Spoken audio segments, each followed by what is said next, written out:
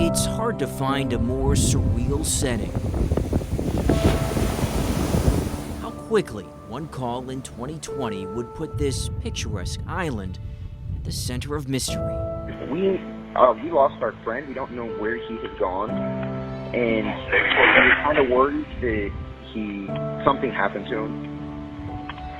A 911 plea to find a soldier who disappeared on this remote stretch of barrier islands off the North Carolina coast. But it's what happened hours before the call that has a family, a community, and even a member of Congress demanding answers. I have a lot of questions. Enrique Roman Martinez's childhood still has a way of putting a smile on the faces of his sister Griselda and his mom Maria. They sort through the memories in their Los Angeles area home. Roman Martinez was a fan of good food and video games. His sister says he also had a big heart. He was the most kindest person in the whole world. Really shy, very, very shy. Well, he would literally get in trouble for other people and say it was him and not them. Roman Martinez was 17 when his mom signed the papers at his urging, letting him join the military. He eventually became a paratrooper in the elite 82nd Airborne at Fort Bragg, now called Fort Liberty. His sister says Enrique loved his first 2 years in the military, but then something changed. He would never tell me if they were bullying him. He would just tell me that there was just a lot of things he didn't like. He would tell me he just wanted to come home, and I wanted to guide him the best way that I could as an older sister and tell him that he started it, he needs to stick it out and do his absolute best to the very end, even though he was miserable. She had no idea the end would come so soon. In May 2020, Roman Martinez and a group of 7 Fort Liberty soldiers were camping here on the Cape Lookout National Seashore. It's a 56-mile stretch of islands reachable only by boat and known for wild horses and stunning vistas. But a few days into the trip, a member of that group of soldiers called 911, saying Roman Martinez had gone missing. We all went to bed at 12:03. That's when we all decided to go to bed, and that is the last time we saw him. When they woke up, the caller said Roman Martinez was gone. Records show that 911 call was made hours later in the evening. The Army says Roman Martinez's phone, wallet, and glasses were at the campsite. While the call sparked police to conduct a search, it wasn't until a week later, when a few miles away, Roman Martinez washed ashore. His head was the only body part found. No lo entiende y no lo acepta. His mom doesn't speak English, but some words don't need translating. She says she was stunned when she learned of her son's death. The gruesomeness of this case not only sent shockwaves here locally, but also around the country.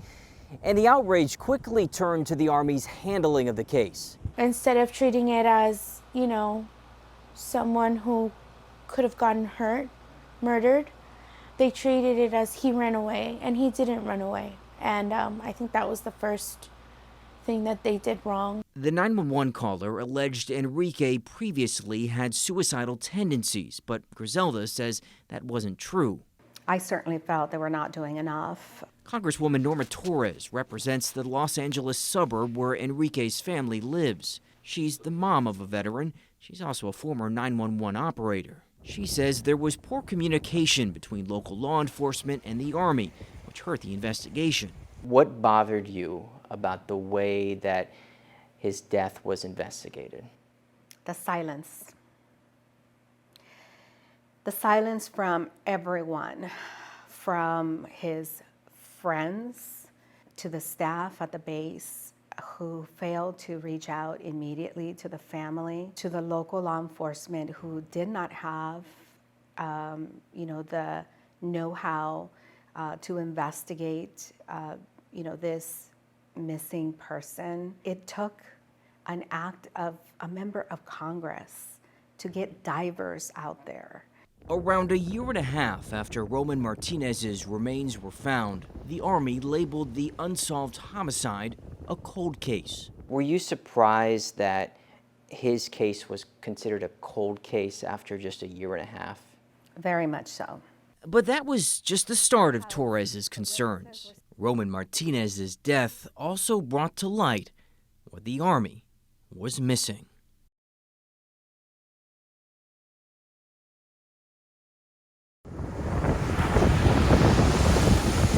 The picturesque island off the coast of North Carolina was supposed to be the site of a fun camping trip for a group of soldiers. Instead, this national park became the scene of a homicide. Who would ever want to mess with him? He was such a good kid.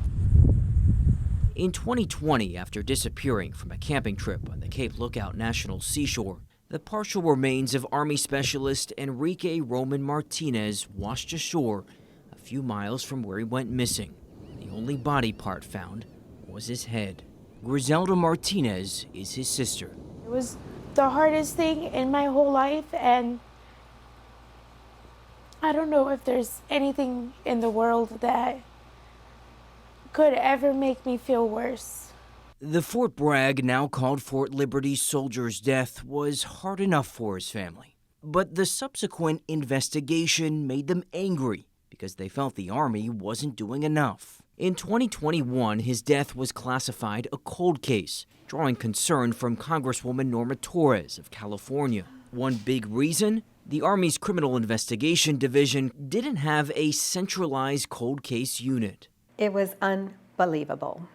It was unbelievable that we are the United States of America, that we had paid so little attention to murders that happen here at home, where our soldiers are victims in the communities where they are sent to. It's not that they weren't being worked or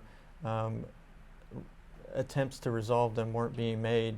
It was just never at a headquarters centralized effort. Last year, the Army created a new cold case unit, and we sat down with Special Agents Chris Adams and Jessica Veltri. Preventing future cold cases is kind of the intent behind the newer forensic equipment that is in offices. But it's the decades-old cold cases the unit is now trying to piece together.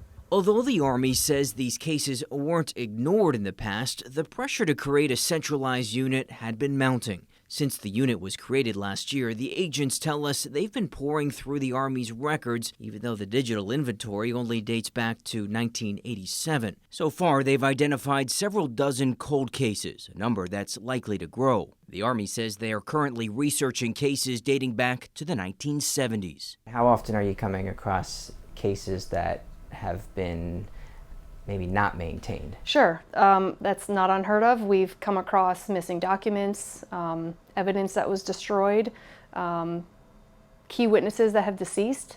These are all things that we know are part of the job, and they're challenges that we just have to overcome and do what we can with what we have. Torres's legislation provided millions of dollars for training and instructed the Army to improve the communication and handling around homicide cases, something she says was lacking in Roman Martinez's death.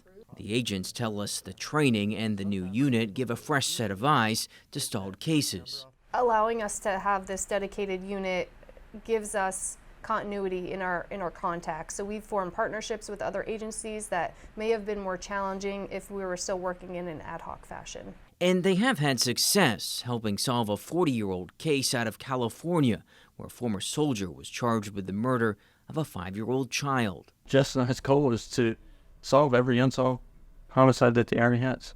Yeah, that's the goal. I really hope that they are going to do a good job. I really hope this isn't just to manage me and to try to get me to calm down, because that's not what I want. All of the soldiers Roman Martinez was with on that camping trip were charged with crimes, from providing a false statement to wrongfully using a controlled substance. But no one was charged with homicide. Each of the soldiers is now no longer in the Army after finishing their enlistment periods.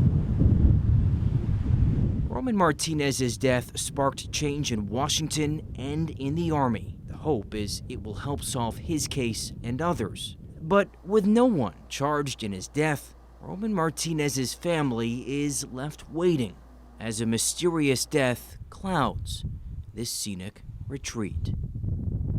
In North Carolina, Reuben Jones, Spectrum News.